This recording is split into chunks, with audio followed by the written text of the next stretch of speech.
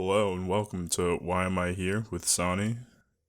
And I'm here today because of Frosted Tips. If Dude Fury can do it, I can do it. Hi, this is the first installment, per se. More so than the previous one, podcast one here, for Why Am I Here. And we're going to get into some movie news today, actually. Starting with Netflix BioShock being in development, which is pretty exciting. There have been rumblings about BioShock being in development for a very long time, about as long as Halo. Well, not as long as Halo. And we got some new images from Wonka. Timmy Shao bringing sex appeal to the role, making the candy. I have no idea what the movie's about. I guess it's about him getting the Oompa Loompas and starting his chocolate factory. At least that's what I'm just gonna assume. That makes the most sense because it's a Willy Wonka prequel, which I don't really know who's asking for it. Very weird. We got some casting news from Oppenheimer. Probably the best ensemble cast I've seen to date. They added Matthew Modine, who was seen in Full Metal Jacket and in the Dark Knight trilogy. So he's worked with Christopher Nolan before. Jack Quaid from The Boys, or The Boys. And he was also in Scream.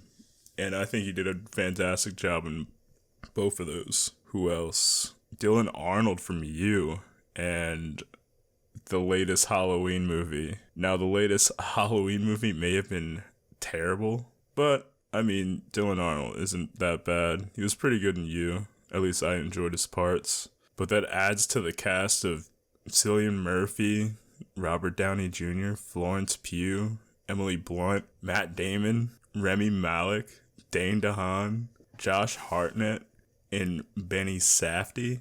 Like I said before, it's a very, very stacked cast we're getting from this project. I cannot wait.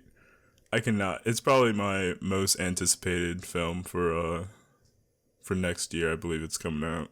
And we also got some trailers this past week with Hustle, an Adam Sandler movie about basketball. I mean, finally. We haven't seen Adam Sandler do a sports movie since Longest Yard, and that was a remake, but it was pretty good. I enjoyed it. Plus, Adam Sandler's a baller himself, bringing out his dramatic acting chops. So it should be one to look out for sure. We got an Elvis trailer from Baz Luhrmann, same director that did the one of my favorites, Romeo plus Juliet. Fantastic movie. We have Austin Butler playing the titular role of Elvis Presley, and Tom Hanks. The trailer seemed pretty good. It just shows we're gonna follow Elvis as his rise, and maybe we get to see the toilet scene. We'll see. We'll see how that goes. But not really as anticipating Elvis. I don't really care much for Elvis, to be honest, even though he's a rock and roll legend. Just not really my thing, I guess. But let me get into the recently watched section. Movies I recently watched. And let me tell you, they're mostly Neon films. Neon is a production company similar to A24. They put out a lot of indie projects, not much budget behind it, but they're all fantastic. I watched Pig with Nicolas Cage. I was shocked at how much I enjoyed it.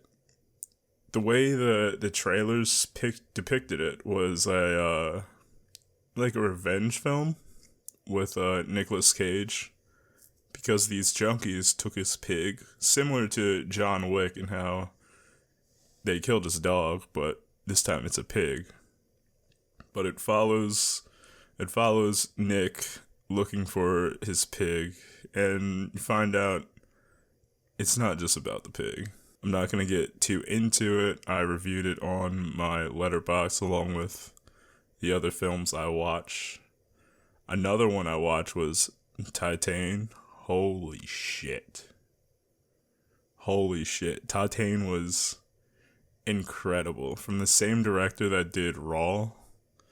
Raw was like I guess it could be considered a zombie movie, but it wasn't really a zombie movie.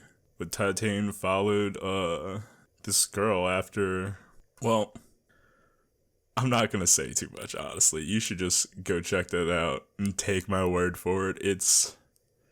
I went into the film with zero knowledge about it, and best decision I made.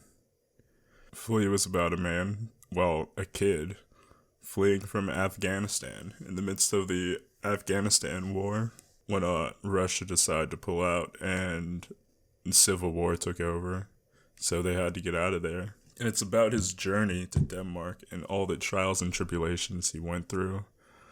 A fantastic, fantastic documentary about this man's incredible life.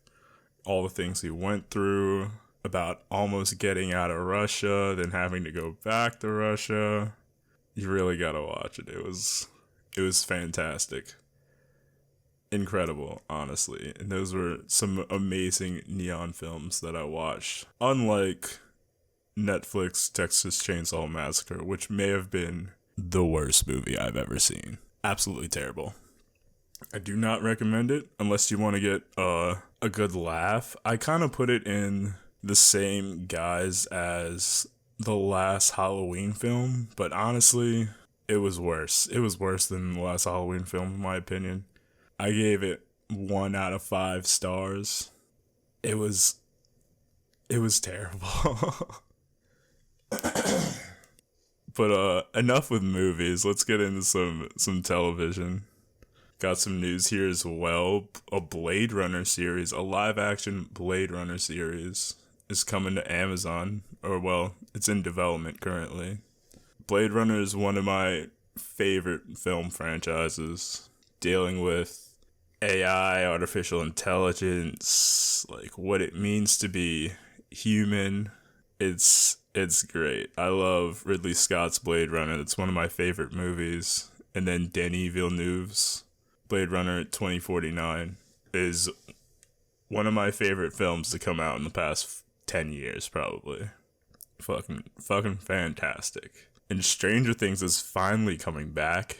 I think the last time Stranger Things was out was in 2019. So like 3 years ago. And they're dropping 2 parts to season 4. 2 parts. So we're getting the first part dropping in May, and then the second part dropping in July. So I'm looking forward to that. Not really sure where things are going to go with that story. They dropped some stills. It's mainly just people walking towards something, like most stills are. But we got Hopper in Russia, I guess, which would be interesting with everything that's going on with Russia right now. But that's besides the point. Atlanta's getting its 3rd season. Its 3rd season is premiering in next month, actually. End of March 24th. Donald Glover came out and said that the next season 4, is going to be the last season of Atlanta. Atlanta's an amazing show about a college dropout managing his cousin, who is a rapper, and them navigating the music industry. It's very good, very funny, and insanely well acted. One of my favorite episodes is the episode with Cat Williams in season 2. I'm not gonna get too far into it because you just gotta watch it. It's fucking hilarious. Absolutely hilarious. Oh yeah, Peacemaker. Oh, I'll talk a little bit about Peacemaker after I get through this, but Peacemaker has been greenlit for season 2. Now, Peacemaker is probably the best. It is the best superhero. I guess he's more anti-hero, although I don't really like using that term. But he fucking kills people. He murders people. And Peacemaker had a fantastic season 1 with James Gunn writing and directing most of the episodes. James Gunn from Guardians of the Galaxy, Super, Slither, the Suicide Squad movie, the film that led to the Peacemaker TV series. And John Cena, honestly, is probably the best wrestler actor, at least from what he displayed in Peacemaker season 1. He can act. He can actually act, which is insane. It's crazy how well he can act, honestly. He's got the charisma, he's got the chops. What else did I watch? Oh, Inventing Anna. That was very interesting. It was about this girl, Anna Delvey. Anna Delvey, or as her real name is, Anna Sorkin, who finessed into almost making a high society business, and she was extremely close to doing it. But she befriended a lot of powerful people, like Billy McFarland from the Fire Festival fiasco was in it, only for like a couple minutes, because Anna actually crashed on his couch. Martin fucking Shkreli, that scumbag, was in it. It's worth a watch. I highly recommend check it out. It's quite this story. Kind of like in the guise of the Tinder Swindler. I haven't even watched the Tinder Swindler yet, but I've heard about it, and it's not really the same thing, because she's not trying to fuck over these like people, because she actually becomes friends with everyone she meets, kind of. I don't know. She's a boss ass bitch. Speaking of boss ass bitches, I finally watched the Kanye part one of Genius. And it's insane that the dude, Coodie, the director of the documentary, threw everything aside and was like, yeah, I'm gonna film this producer, Kanye West, because I believe in what he's trying to do. I believe in his vision, which is kind of blew my mind, because he got insane footage. And there's so much of it. And with everything that's going on with Kanye, I know he's not really in the best of light right now. It's kind of sucks. He's kind of going a little cuckoo for Cocoa Puffs, as they say. But he's still an amazing artist. Was, I guess. Not was, he's still around.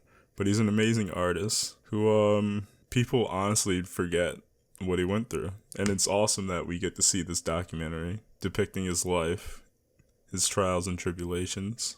And I can't wait for part 2. That should be coming out this week on the 24th, I think I saw. And another show that I've been watching is Highlander. This was recommended to me by a friend, Highlander. It's pretty good. It's about a woman that gets sent back in time. Yes, she gets sent back in time to like old Scotland, like 1700s Scotland, as they're trying to, get more rights and stuff, and the Redcoats are just brutally just attacking them, being shitty to them. But she starts off in like 1950, I think, right after World War II. She runs into these stones, gets sent back in time, and tries to figure out how to get back. It's a fantastic show. Really, really well written. Probably the best. The show writes like female characters, probably the best I've seen in a long time. Like, usually females are like damsels in distress, which I guess there are instances where she is, but she's really smart. And her husband was a like spy master, so she knows how to manipulate situations. She tries not to let off too much information about herself. And there are some reveals that happen during season 1 and some things that happened towards the end of season 1, which are fucking insane. Still can't believe I watched it. Be warned, the show has a lot of sex in it, more so than I would like. It gets a little freaky at times, but who doesn't mind that? That's my time for the day though.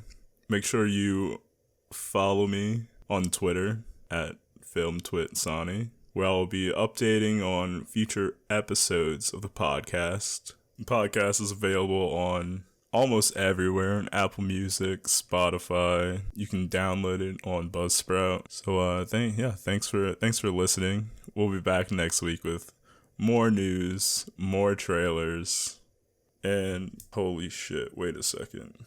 They just added someone else to Oppenheimer? No way. Wait, who'd they add? Oh, they have a first look at Cillian Murphy as Robert Oppenheimer too. Oh, I cannot wait for this film to come out. Alden Ehrenreich from Solo? Christopher Nolan's a genius. Bye guys, I'll see you next week. Peace.